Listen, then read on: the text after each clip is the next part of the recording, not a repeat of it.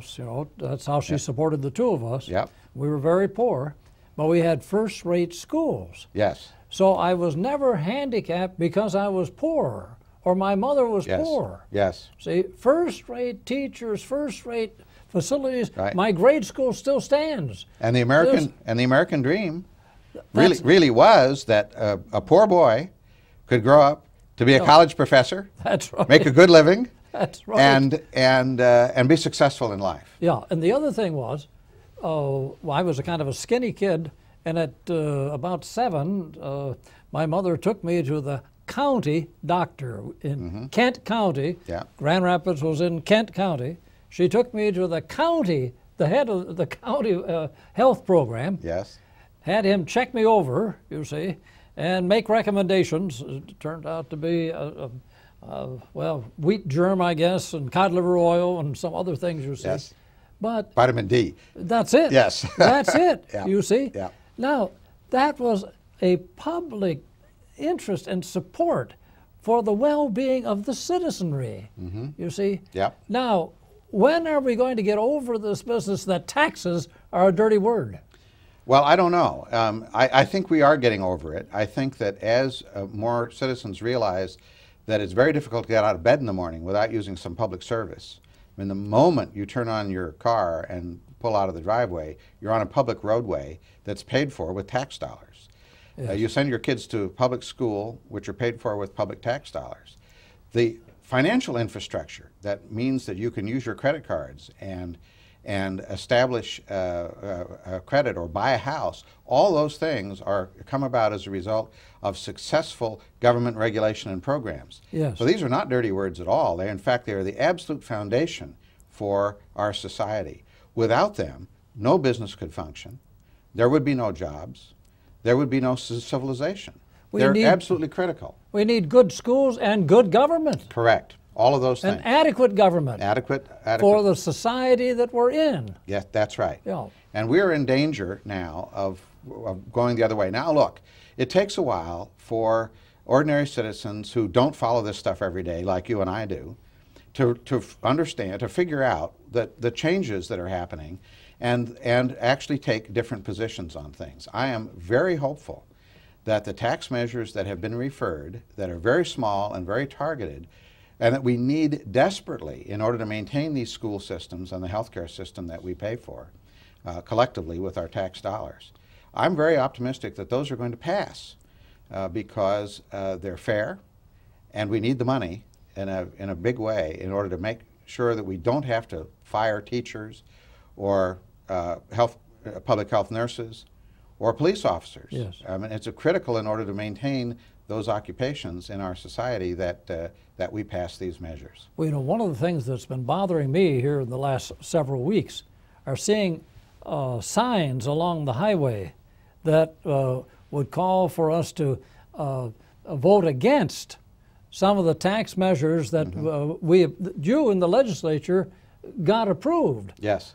What's going on here? Well, the people who are opposed to these very modest tax measures have done their own polling, and they have realized that the only arguments that might actually move voters are arguments that go sort of like it's going to cost us huge numbers of jobs, which, by the way, is not true. Yep. In fact, the opposite is true. The only way that could possibly be true is if Senator Burdick, who's the chair of the Senate Finance Committee, Governor Kulongoski, and I got together in the middle of the night, put all the new money in a wheelbarrow, trundled it out to the mall, and buried it in a secret place. Yeah. That's the only way their prediction could be true. Because the fact is, we spend that money keeping those teachers, those police officers, and those other workers that provide basic services we need on the job. Yeah. So we get the services that they provide, keep the class sizes a little smaller, provide those other basic services, and those people, they don't bury their money either. They take it, they spend it at the grocery store and on their mortgage and on the other things that every other citizen spends their money on. There are no businesses I know about who keep two cash registers, one for people with private jobs and one for people with public jobs. We are all in this together. We're all in this together. So the fact is that passing these measures leads to a better economy than not passing them. So the people who are suggesting a no vote have got it exactly backwards. Yeah. Exactly backwards. Now, what's going on here in terms of their argument, as if taxes as such, that's a dirty word. I mean, what do we have to do to wake up? Well, wasn't it Oliver Wendell Holmes, I think it was, who said that taxes are the price we pay for civilization? Would you say that again? Taxes are the price we pay for civilization. Taxes is the price we pay for civilization. That's right. And that is so crucial. And so if you don't want civilization, then do away with taxes, and pretty soon you won't have any. Yeah.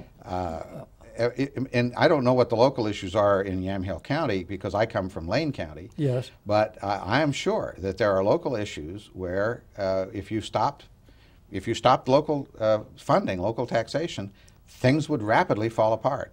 And that's true everywhere, no matter where you live. That's a correct statement. The same thing is true with these revenue measures. Now, the interesting thing about these revenue measures, yes. Not only do we need the money in order to pay for schools and health care and public safety, which is where we spend, as I said, 93% of all of our state general fund money. Not only do we need it for that, but we adopted measures that are fair. We have currently in Oregon a tax law that says that 2/3 of all of our corporations pay only $10 in corporate income taxes a year. Would you say that once again? $10 a year. Corporations pay $10 a year, most of them, an amount that was adopted in 1931 during the Great Depression. Now, most families, the average family of four, pays $3,100 in state income taxes. Now, let's hear those figures once again. All right. The average family of four pays yes. $3,100 in state income taxes. Right. That's the same number as 310 of these corporations who pay $10 each. So the corporations, or at least a good number of them, pay very little. Pay very now, little. One of the things that the people who are opposed to these taxes will say is, oh, well, you're going to destroy jobs and you're going to make things very difficult for business. Well, we were very careful not to do that. Over 2/3 of Oregon's businesses are proprietorships, most of them small businesses. I drove in down the main street here as I came yes. into town. I could see a lot of small businesses. Absolutely. Most of them will see no change in their taxes based on these measures at all. No change at all in their taxes. Some of them are organized as pass-through businesses like partnerships and S corporations, and they will pay $150. Instead of $10? Instead of $10, they'll pay $150. Now that's most of the other third. 2/3 pay nothing. Most of the other third pay $150. Only 12% of the corporations, and corporations are only a small part of the businesses in Oregon, only 12% of the corporations will actually pay any more than that.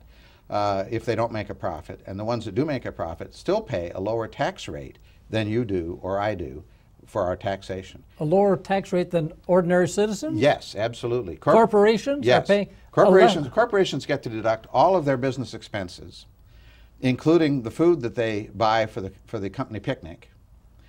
Whereas, of course, you don't get to deduct any of that. You have to pay your taxes based on your income, your total income. I can't deduct any picnics. No, that's right. The corporations deduct all of their business expenses, and if there's anything left over at the end, then they get to deduct corporate tax credits that the state of Oregon offers that have been adopted over the years, and a whole variety of other things to get their actual income down, so that many of them end up paying this $10. But the ones who still have a profit left after all that pay 6.6% of that profit.